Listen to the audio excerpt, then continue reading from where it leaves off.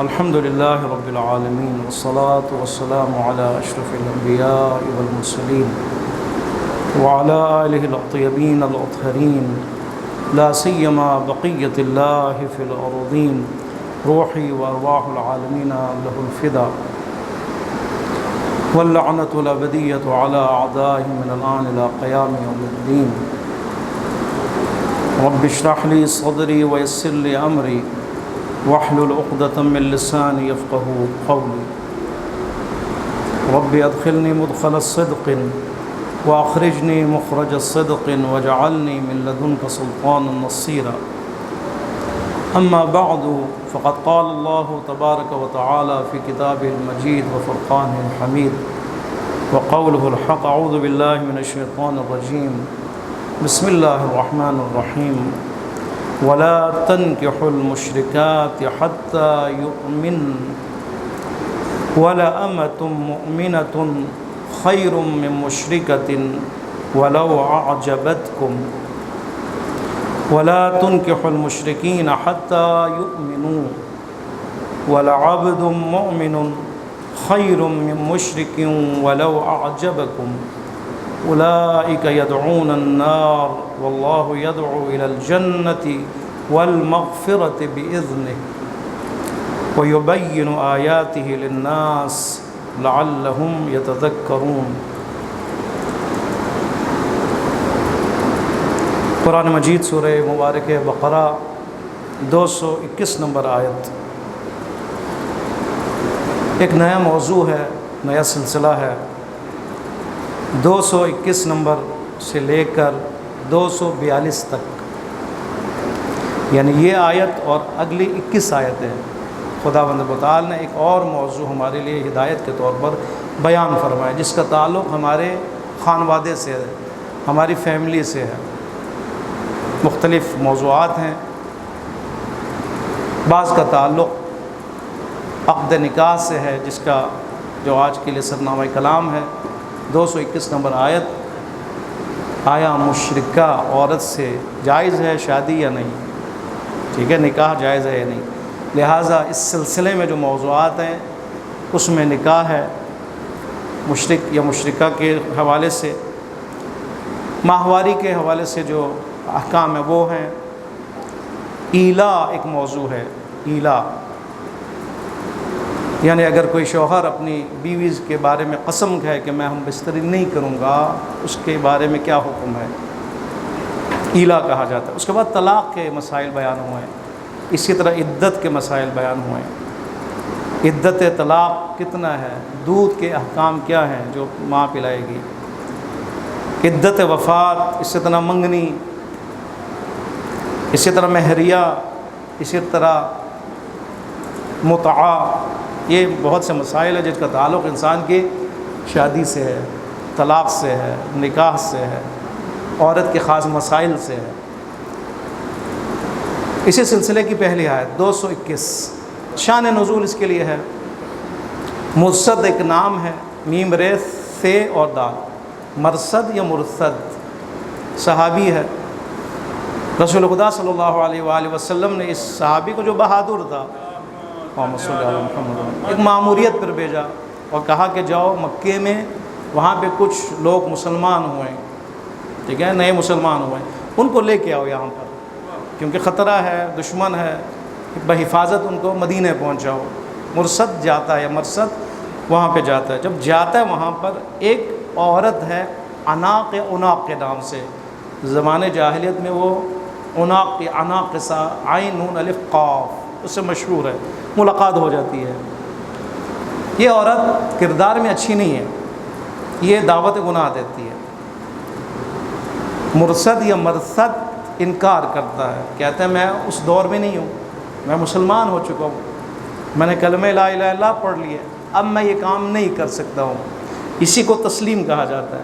ٹھیک ہے، اسی کو تسلیم، یعنی اسلام چاہے وہ سلامتی سے ہو چاہے وہ تسلیم سے ہو، دو الفاظ کی اس کی جو ہے معنی لغوی کے اعتبار سے اس کی جو لفظ اصلی ہے، یا سلامتی سے اسلام ہے یا تسلیم سے اسلام ہے. دونوں معنوں میں اگر ہم لیا جائے ایسا انسان کہ جو اپنے آپ کو سلامت رکھے، اپنے ایمان کو سلامت رکھے، اپنے کردار کو سلامت رکھے، یہ مسلمان ہے، گناہوں سے رک جائے، انکار کر دے، یا تسلیم، کسی اور کے حکم کے مقابلے میں تسلیم ہونے کے بجائے صرف اللہ کے حکم کے سامنے تسلیم ہو جائے۔ اور یاد رکھیے سب سے بڑا امتحان یہی امتحان ہے، یعنی ایک عورت سے انسان کا آمنے سامنا ہو جائے اور خود عورت انسان کو دعوت گناہ دے، سارا کام آسان ہے۔ یہاں پہ ایک انسان اگر ڈٹ جائے تو وہ حقیقی معنی میں مسلمان ہے، مرشد انہی میں سے ایک ہے، انکار کیا، کہا میں یہ کام نہیں کر سکتا ہوں۔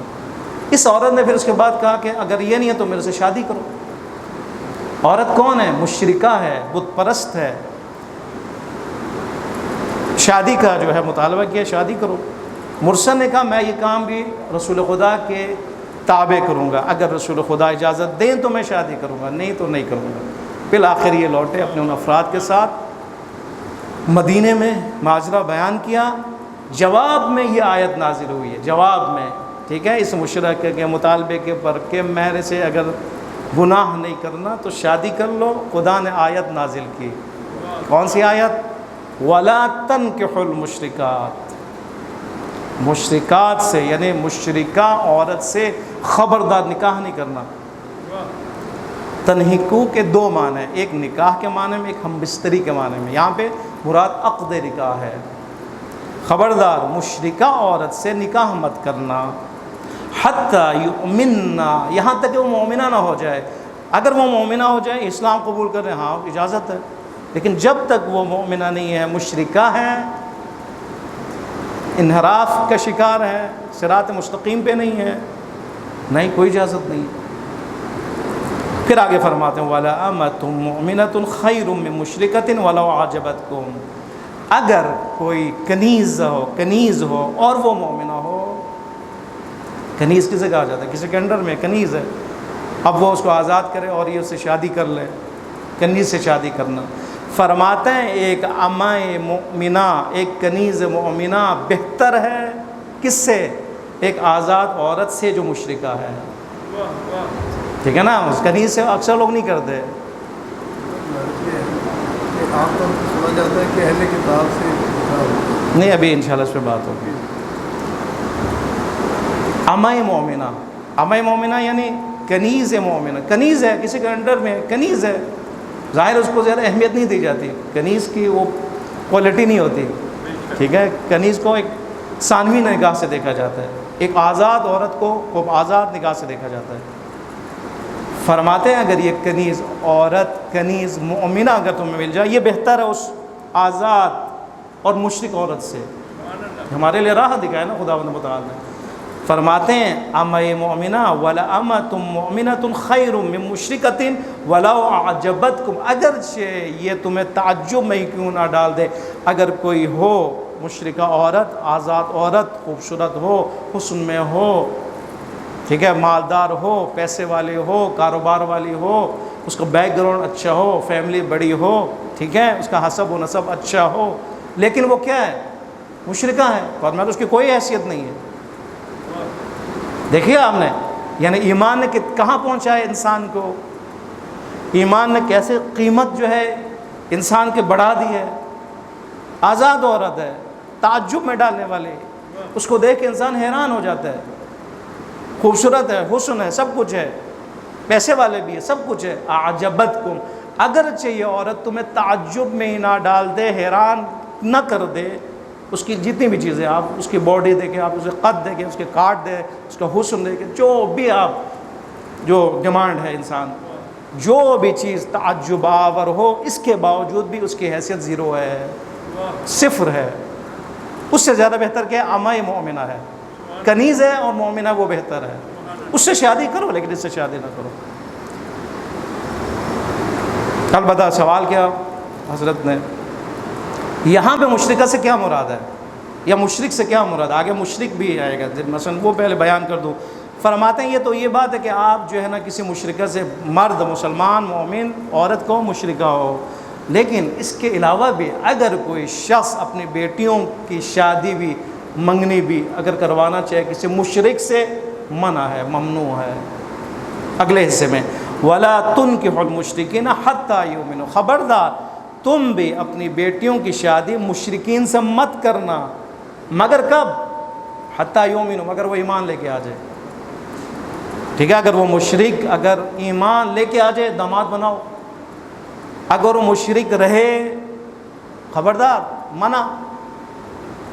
منع ہے۔ تو کیا کون ہے مشرک اور مشرکہ سے کیا مراد ہے؟ یہاں پہ علماء فرماتے ہیں، آیت المکارم شیرازی تفسیر نمونہ میں، وہ بھی ان کا بھی یہ نظر ہے کہ یہاں پہ مراد بت پرست عورتیں ہیں، مشرکہ یا مشرک، بت پرست عورتیں یا بت پرست مرد، اس میں اہل کتاب شامل نہیں ہے۔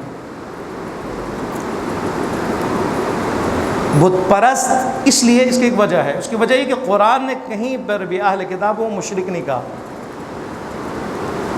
قرآن نے اہل کتاب کو کافر کہا ہے، مشرک نہیں کہا۔ یہاں پہ لفظ مشرک کا ہے، ٹھیک ہے۔ بت پرست 100% بت پرستی میں ہے، اور بت پرست 100% مشرک ہے۔ سب سے جو خطرناک، جو پہلے نمبر پہ جو شرک ہے وہ یہی ہے کہ انسان مختلف اس کے درجات ہیں، جس طرح توحید کے درجات ہیں اعلیٰ اور نیچے، شرک کے بھی درجات ہیں۔ شرک کا سب سے خطرناک درجہ، سب سے اوج پہ درجہ ہے، وہ یہی ہے کہ انسان ایک کے بجائے 2 3 4 کو الہ قرار دے، معبود قرار دے، ٹھیک ہے۔ خدا کے ساتھ مشرک شرکت سے ہے نا، شریک قرار دینا، اس کا مطلب ہے خدا کو مانتا ہے، ساتھ ساتھ بت کو بھی خدا مانتا ہے، 2 بتوں کو خدا مانتا ہے، حبل کو بھی خدا مانتا ہے، منات کو بھی خدا مانتا ہے۔ ایک سے زیادہ اس کے علاوہ اس خدا بزرگ برتر سے ہٹ کر کسی کو خدا بنانے، اس کے مقابلے میں یہ سب سے بڑا شرک ہے۔ ان الشرک لظلم عظیم۔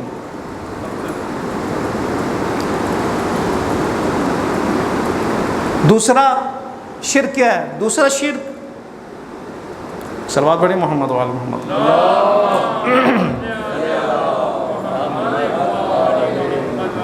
اہل کتاب، اس میں دوسرے نمبر پر اہل کتاب ہے جو سوال ہوا۔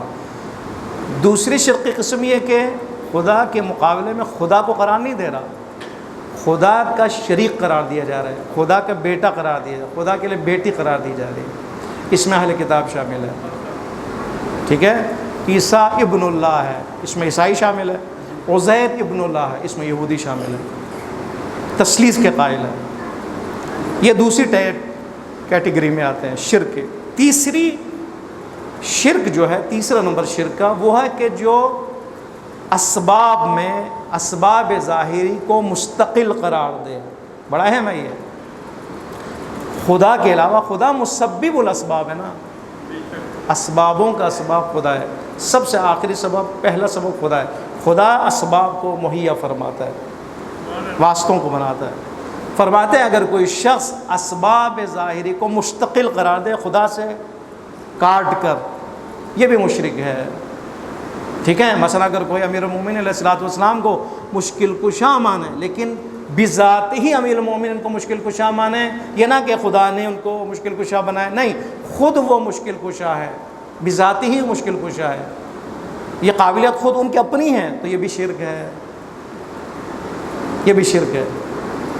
ہم کیوں مشرک نہیں ہیں؟ الحمدللہ اس لیے کہ ہم نے امیر المومنین علیہ الصلوۃ والسلام کو خدا کے طول میں قرار دیا ہے، مقابلے میں قرار نہیں دیا، یعنی پروردگار عالم نے اپنے دست قدرت سے قدرت امیر المومنین کو عطا کی ہے، خود مشکل کشا ہے، ان کو بھی مشکل کشا بنایا، اس لیے ہم آپ کو مشکل کشا مانتے ہیں، اس لیے یہاں پہ شرک نہیں ہے، عین توحید ہے، توحید، ٹھیک ہے۔ خدا قدرت دے اور وہ آپ کے لیے مشکل کشا بن جائے، جس طرح خدا کسی کو ہادی بنا دے اور ہمارے لیے ہدایت کا سبب بنا دے، اسی طرح خدا کسی کو مشکل کشا بنا دے، مشکل کشائی کے لیے سبب بنا دے۔ عین توحید ہے یہ، عین توحید، کیونکہ ہم نے خدا کو اصلی قادر قرار دیا، وہاں سے قدرت منتقل ہوا سے مراد دیا، عطا ہوا ہے، قدرت عطا ہوئی ہے امیر المومنین کے لیے، خدا نے عطا کی، یہ عین توحید ہے۔ لیکن اگر کوئی کہے کہ نہیں یہ سبب مستقل ہے، خدا کے بالکل مقابلے میں، اس کا خدا سے تعلق، مثلا آپ بارش کے لیے اگر یہ کہ بارش کا تعلق کیا ہے، اب سائنس یہ کہتی ہے بارش کیا ہے، بخار سے اٹھنا، بخار اٹھنا، ہوا کو اوپر جانا، اوپر جب بادل بننا، بادلوں کا پھر آپس میں ٹکراؤ ہونا، اس کے بعد بارش۔ اگر یہاں پہ یہ کہ نہیں خدا کے اس میں کوئی کردار نہیں ہے، شرک ہے۔ اگر کہ نہیں بھیجنے والا خدا ہے، ٹھیک ہے نا. یہ سسٹم بنانے والا خدا ہے. یہ بخار کیوں اٹھا؟ خدا نے یہ سسٹم بنایا. بخار اٹھے، نکلے، اوپر جائے، ہلکا ہو، جا کے بادلوں کی شکل اختیار کرے، پھر بادل آپس میں مثبت اور نیگیٹو پازیٹیو آپس میں ٹکرائے، اس کے بعد جا کے خدا کے حکم سے، خدا کے اشاروں سے، خدا کے ارادے سے بارشیں برستی ہیں. عین توحید ہے. اب کسی بھی اسباب میں آپ کے مثلا شفا دینے والا ڈاکٹر ہے، صرف ڈاکٹر ہے، یہی دے گا اور کوئی نہیں. خدا سے کہو تو شرک ہے. ڈاکٹر سبب ہے، لیکن آپ کہیں کہ شفا اللہ کے ہاتھ میں ہے، وہ اللہ اس کے ہاتھ میں شفا قرار دے. یہ عین توحید ہے. تیسرے نمبر کا شرک ہے. چوتھے نمبر کا شرک غیر الہی قوانین کو اللہ کے قوانین کے مقابلے میں لے کے آئے. یہ بھی شرک ہے. ٹھیک ہے. آپ کہیں کہ یہ قانون جو غیر الہی ہے یہی قانون ہے اور اس کو مان لیں، اس پر آپ عمل کریں. الہی قوانین کو چھوڑ دے، اگنور کر دے، اہمیت نہ دے، شرک ہے. اور آخری جو پانچویں شرک کی جو قسم ہے یا درجہ ہے وہ کیا ہے؟ جس میں 90% مسلمان اور مومن بھی مبتلا ہے، جس کے شرک خفی کہا جاتا ہے. وہ کیا ہے؟ غفلت. شرک ہے. غفلت یعنی توجہ نہ دینا خدا کی طرف، خدا کو توجہ نہ دینا، کسی اور کی طرف توجہ کا ہونا، خدا کو بھول جانا. شریک ہے یہ، یعنی آپ کسی اور کو شریک کر رہے ہیں. کرنا کیا چاہیے تھا؟ خدا شریک ہو، خدا آپ کے امور میں شریک ہو. آپ نے کیا کیا؟ خدا سے غافل کسی اور کی طرف متوجہ ہے. یہ شرک ہے. یہاں پہ جو آیت میں ہے وہ کیا ہے؟ پہلی قسم ہے. کون سی ہے؟ کہ خداوند متعال کے مقابلے میں، اس کی الوہیت کے مقابلے میں کسی اور کو الہ قرار دینا، معبود قرار دینا، حاکم قرار دینا. لہٰذا اگر کوئی انسان ہو، مرد ہو، مشرک ہو، اگر کوئی عورت ہو، مشرکہ ہو، خبردار نکاح جو ہے اس کے لیے جائز نہیں ہے، اس کے ساتھ نکاح جائز نہیں ہے، اگرچہ پیسے والے ہوں. ٹھیک ہے. وَلَا تَنْكِحُوا الْمُشْرِكِينَ حَتَّىٰ يُؤْمِنُوا.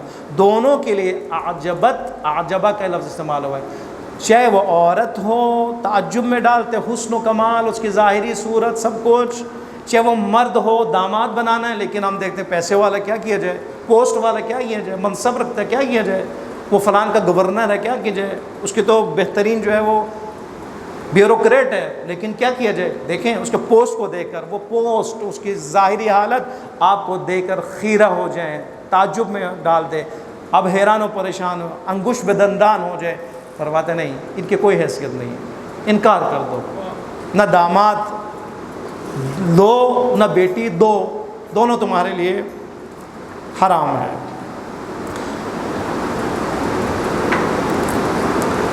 علت کیا ہے؟ وجہ کیا ہے؟ ایک جملے میں خداوند تعالیٰ نے بیان فرمایا. نہ مشرکہ اپنے گھر میں لے کے آؤ، نہ داماد اپنے گھر میں لے کے آؤ. مشرک کیوں؟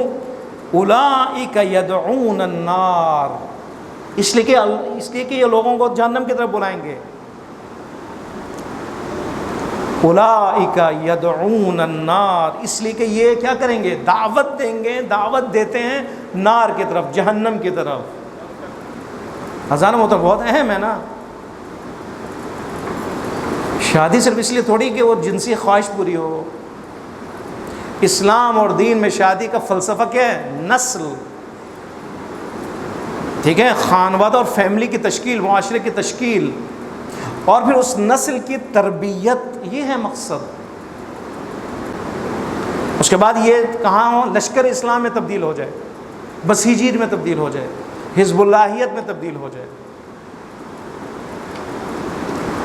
دشمنوں کے خلاف برسر پیکار ہوتے ہوئے نظر آئے، مجاہد فی سبیل اللہ نظر آئے، انحرافات سے مقابلہ کرتے ہوئے نظر آئے، دین خدا کے اشاعت کرنے والا ہو، دین کو بچانے والا ہو. یہ ہے فلسفہ.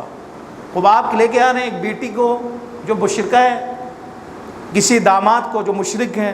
فرماتے ہیں یہ تو خود منحرف ہے، یہ تو خود انحراف کا شکار ہے، یہ تو خود ظالم ہے، ظلم کا شکار ہے. شرک ظلم ہے نا. آپ ظالم کو اپنی بیٹی دے رہے ہیں، آپ ظالم کو داماد بنانا چاہتے ہیں، آپ اس نسل کی تباہی چاہتے ہیں، فیملی کی تباہی چاہتے ہیں. معاشرے کو تباہ کرنا چاہتے ہیں، کسی سرزمین کو تباہ کرنا چاہتے ہیں۔ منحرف شخص انحراف ہی کرے گا نا۔ زہر سے کیا توقع کی جا سکتی؟ زہر زہر ہے۔ اسی لیے فرمائے گا اگر کوئی مسلمان بھی ہو ظاہراً، اگر ایسے رشتوں کے وقت احتیاط کرو، ایک ایسی لڑکی، ایک لفظ استعمال ہوا ہے، ایسی لڑکی کہ جو کیچڑ میں پلی ہو، یا ایسا پھول کہ جو کیچڑ میں گندگی میں نکلا ہوا پھول جو ظاہراً خوبصورت ہے، اس سے بچو۔ کیوں؟ کیچڑ میں اگنے والا پودا اور پھول ہے، چاہے وہ مشرک ہو یا مشرکہ ہو، حتیٰ کہ اگر کوئی نصیریت میں سے ہو، حتیٰ کہ اگر کوئی ایسی فیملی میں ہو جن کا کردار اچھا نہیں ہے، بچو اس سے۔ کیوں؟ مسئلہ تربیت کا ہے، نسل کا ہے، مسئلہ فیملی کا ہے، مسئلہ معاشرے کا ہے، گلی کا ہے، معاشرہ آپ کے صوبے کا ہے، معاشرہ آپ کے شہر کا ہے، اس کے شہر میں امنیت کا ہے۔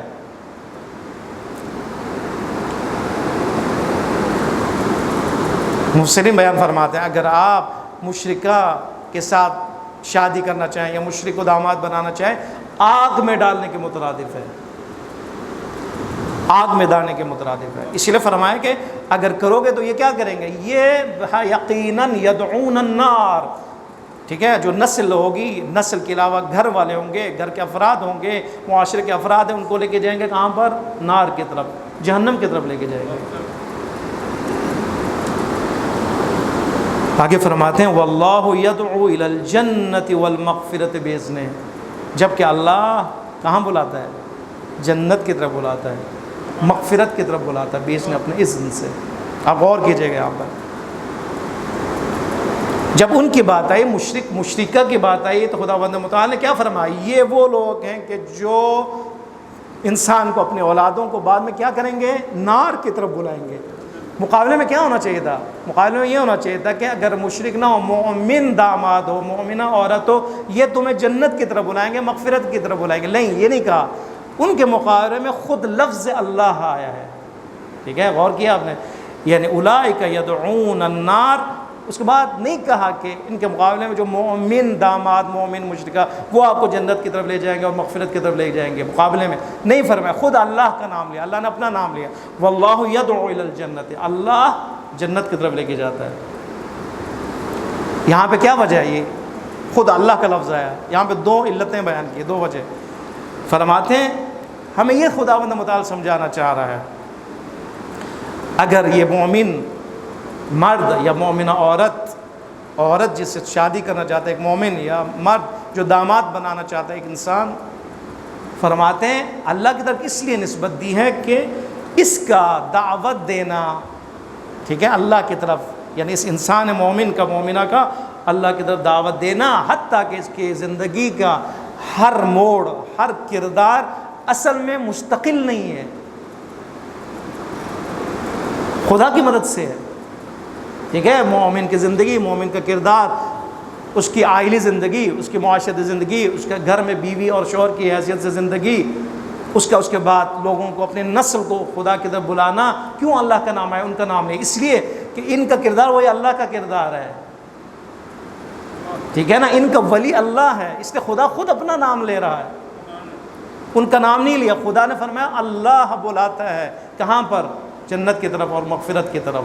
اس کا مطلب ہے ان کا اپنا کوئی مستقل وہ نہیں ہے، یہ اپنے ایمان کی بل بوتے پر خدا جو فرماتا ہے وہی کرتے ہیں، خدا جو کہتا ہے وہی کرتے ہیں، خدا جو حکم دے وہی انجام دیتے ہیں، خدا کو سرپرست اور ولی مانتے ہیں۔ لہٰذا خدا نے فرمایا چاہے یہ عمل کریں، چاہے کوئی اور عمل کرے، چاہے مومنہ عمل کرے، چاہے مومن عمل کرے، گویا کہ میں خود انجام دے رہا ہوں۔ اس سے بڑا فخر کیا ہے؟ گویا کہ میں خود انجام دے رہا ہوں، میں خود سرپرستی کر رہا ہوں، ٹھیک ہے؟ اگر یہ بلا رہا ہے تو سمجھو میں خود بلا رہا ہوں، غور کیجیے گا۔ یہ اگر کوئی کردار ادا کر رہا ہے وہ میری وجہ سے ہے، اس ایمان کی وجہ سے ہے۔ واللہ یدعو الی الجنۃ والمغفرۃ باذنہ، اس کے بعد پہلے جنت، اس کے بعد مغفرت۔ اللہ بلاتا ہے جنت کی طرف، دعوت دیتا ہے جنت کی طرف، مغفرت کے 2 لفظ استعمال ہوئے، جنت اور مغفرت۔ علماء نے بیان فرمایا اس کی کیا وجہ ہے، جنت پہلے مغفرت بعد میں۔ فرمایا 2 چیزیں ہیں، ایک تحلیہ ہے، علماء اخلاق بیان فرماتے ہیں، ایک تحلیہ ہے، تا حا لام یہ ہے، ایک تخلیہ ہے، خالی سے ہے۔ 2 چیزیں، تحلیہ یعنی انسان جو عمل صالح انجام دیتا ہے، کرنے والا کام، ٹھیک ہے، وہ صفات جو اپنے آپ کو جس سے مزین کرتا ہے، اسے کہتے ہیں تحلیہ۔ اور ایک کام ہوا کہ جو انسان اپنے آپ کو خالی کرتا ہے، چھوڑ دیتا ہے، گناہیں چھوڑ دیتا ہے انسان، معصیت چھوڑ دیتا ہے۔ یہ 2 عمل ہو گئے نا، کرنے والے، نہ کرنے والے، انجام دینے والے اور چھوڑ دینے والے۔ خدا کے حکم کے مطابق، امر کے مطابق عمل کرنے والے، معروف اور منکرات کو چھوڑنے والے، 2 چیزیں ہیں، تحلیہ تخلیہ۔ فرماتے ہیں جنت سے مراد یہ کہ انسان جو تحلیہ کرتا ہے، صفات الہی سے مزین ہوتا ہے، عمل صالح انجام دیتا ہے، اس کا جو آخری نتیجہ ہے وہ کیا ہے، جنت ہے۔ اور انسان جو تخلیہ انجام دیتا ہے، برے صفات سے رکتا ہے، اس کا جو انجام ہے وہ کیا، مغفرت ہے۔ یہ انہوں نے اس سے نقطہ نکالا ہے، یعنی پیغام قرآن کا ہر لفظ کیا ہے، حکمت سے خالی نہیں ہے۔ ان الفاظ کے چناؤ میں اور اس کی ترتیب میں بھی مفسرین نے جو فکر کی اور روایات سے جو پیغام لیا وہ یہی ہے، جنت اور مغفرت 2 چیزیں ہیں۔ جنت انسان کے کردار کا نام ہے، اس کا صلہ ہے، ٹھیک ہے۔ جنت انسان کے عمل کا برزخی یا قیامت اور محشر میں جو شکل ہے، اصلی شکل وہ ہے۔ جنت اصل ہمارا عمل ہے، ٹھیک ہے۔ رسول خدا نے صلی اللہ علیہ وآلہ وسلم نے فرمایا اگر کوئی لا الہ الا اللہ کہے اس کے لیے ایک درخت ہے، اس کا مطلب ہے لا الہ الا اللہ اس کی جو دنیاوی شکل ہمارے سامنے نہیں ہے، صرف جملہ ہے جو ہم ادا کرتے ہیں زبان سے، لیکن اس کی جو آخرتی شکل ہے وہ کیا، درخت ہے، خوبصورتی ہے۔ وہ آج یہاں والا درخت نہیں ہے، وہ وہاں کے جو درخت ہے اس کی خوبصورتی وہاں پہ تو ہے نہیں نا، سوکھنا کوئی ایسا کوئی ایسے تو نہیں ہے نا، اس کے قد قامت خوبصورتی اس کا کیا کہنا۔ اسی طرح انسان جو نماز پڑھتا ہے، نماز آپ کی یہی ہے، ارکان نماز پر مشتمل ایک عبادت، وہاں پہ حور ہے، حور ہے۔ لہٰذا ہمارا عمل صالح جنت ہے، دنیا میں بھی جنت ہے۔ جنت کسے کہتے ہیں، جہاں پہ سکون ہو۔ اور دنیا کو جنت کون سی چیزیں بناتی ہیں، آپ کا عمل صالح۔ الا بذکر اللہ تطمئن القلوب، یہ خبردار، اللہ کے ذکر میں اطمینان قلب ہے، سکون ہے۔ کیوں سکون ہے؟ کیونکہ جنت ہے، ٹھیک ہے نا۔ آپ جو ذکر، آپ کی زبان سے جو ذکر الہی جاری ہو، آپ کے ارکان، آپ کے اس جسم سے، ہاتھ سے، پاؤں سے، آپ کی نگاہوں سے، زبان سے جو عمل ظاہر ہو، وجود پائے، وہ کیا ہے، جنت ہے، سکون ہے۔ اسی لیے جنت سکون کی جگہ کہا جاتا ہے۔ پر جو انسان بھی عمل صالح انجام دے، یعنی تحلیہ کرے، اور جو بھی گناہوں سے محفوظ رہے، تخلیہ انجام دے، یہی دنیا اس کے لیے جنت ہے۔ وہ اس کی اصلی شکل وہاں پہ ہے، یہاں صرف سکون ہے، قلبی ہے، وہاں پہ انسان دیکھے گا بھی اس کو، ان مناظر کو دیکھے گا بھی، شکل میں ایک جسم کی شکل میں ان کے سامنے آئے گا۔ جو کچھ اس کے سامنے ہے، نہریں ہیں، درخت ہے، پہاڑ ہے، شہد کے ندیاں ہیں، ہاں، وہ جو نوکر اور خادم ہے، وہ تخت ہے، بیٹھا ہوا ہے، سایہ ہے نیچے، سارا کیا اس کا عمل ہے، عمل۔ اسی لیے اگر عمل نہیں ہے تو کچھ بھی نہیں ہے وہاں پر۔ اسی لیے کافر کیوں جنت میں نہیں جائیں گے، جنت ہی نہیں ان کے لیے، بنایا ہی نہیں انہوں نے۔ یہ تھوڑا ہے کہ ان کے لیے رکھا ہوا ہے ایک چیز، یہ خریدا جائے گا اس کے بعد ان کو دے دیا جائے گا، ایسا نہیں ہے۔ ہمارا عمل جنت ہے، ہر عمل، کبھی درخت، کبھی حور، کبھی نہریں، اس کی صورت میں جو ہے وہاں پہ موجود ہے۔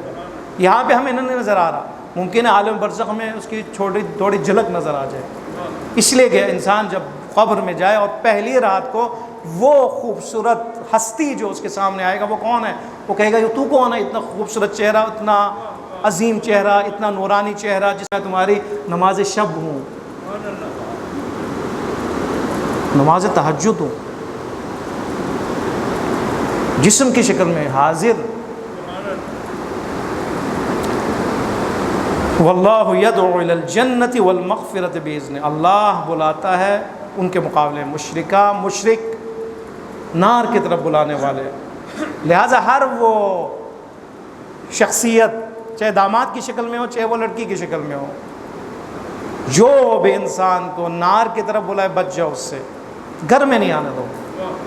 اپنے گھر کو، اپنے معاشرے کو، اپنے بچوں کو، اپنے نسل کو ان سے بچاؤ. مقابلے میں اللہ، اصل میں وہ مومن اور مومنہ ہے اللہ کی مدد سے کہ جو یہ کام انجام دے رہا ہے. یدعو الی الجنۃ والمغفرہ. ٹھیک ہے نہیں؟ آپ بھی ماشاءاللہ کون ہیں؟ بہت سے داماد ہیں. آپ میں اکثر کون ہیں؟ شوہر ہیں، آپ کی بیویاں ہیں. یہ کردار ہونا چاہیے. قرآن یہ سمجھانا چاہتا ہے. کیا کردار ہے؟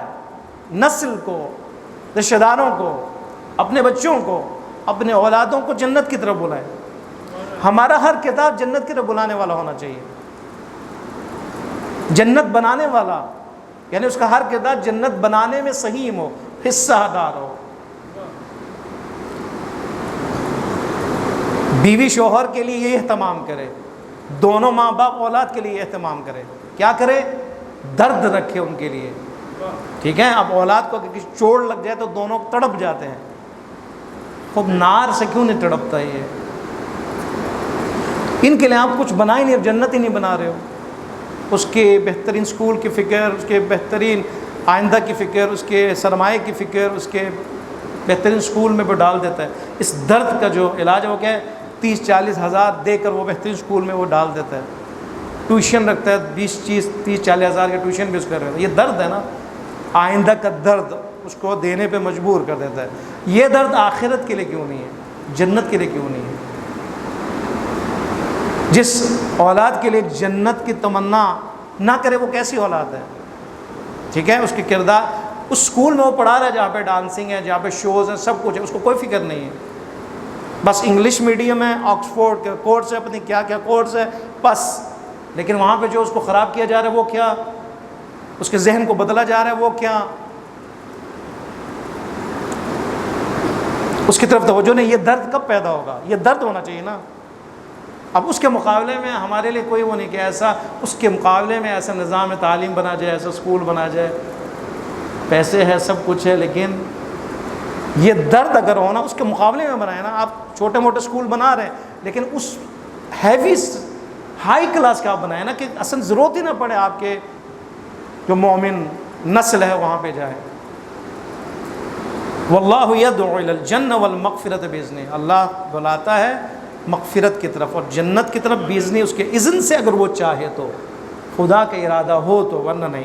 وَيُبَيِّنُ آيَاتِهِ لِلنَّاسِ لَعَلَّهُمْ يَتَذَكَّرُونَ. اور پروردگار عالم بیان فرماتے اپنی آیات کو للناس، لوگوں کے لیے. للناس یہ حکم، یہ احکام سب کے لیے ہے، پوری انسانیت کے لیے ہے، پوری انسانیت کے لیے ہے.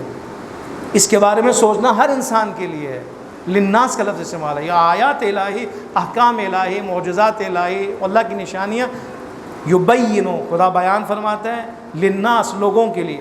لعلہم یتذکرون، اس امید کے ساتھ کہ یہ نصیحت پا جائیں، سمجھیں، یہ درس لیں یہ کہ خدا کیا چاہتا ہے، خدا کیسا معاشرہ چاہتا ہے. صرف لذت جنسی نہیں ہے، معاشرے کی تشکیل ہے، فیملی کی تشکیل ہے. فیملی سے انسان ایک معاشرہ تشکیل پاتا ہے. 10,000 فیملیوں سے ایک ملک تشکیل پاتا ہے. ایک فیملی اگر خراب ہو تو پورا معاشرہ خراب ہو جاتا ہے. ایک آبادی خراب تو معاشرہ خراب ہو جاتا ہے. حتیٰ کہ ایک فرد خراب ہو تو معاشرہ خراب ہو جاتا ہے. اور ہم کہیں، اور لوگ زمانے کے جاہلیت کے دور میں نہیں، کوئی پرواہ نہیں، کوئی بھی آ جائے گھر میں، کوئی بھی آ جائے، کوئی پرواہ نہیں. خداوند متعال فرما رہے ہیں نہیں، حساس ہو جاؤ، بیدار ہو جاؤ. خبردار، مشرکہ کو اپنا بہو نہیں بنانا اور مشرک کو اپنا داماد نہیں بنانا، بلکہ دونوں کے لیے مؤمنہ اور مؤمن کا ہونا ضروری ہے. یہ پہلا مسئلہ تھا. انشاءاللہ آگے مسائل جو ہے وہ جاری رہیں گے.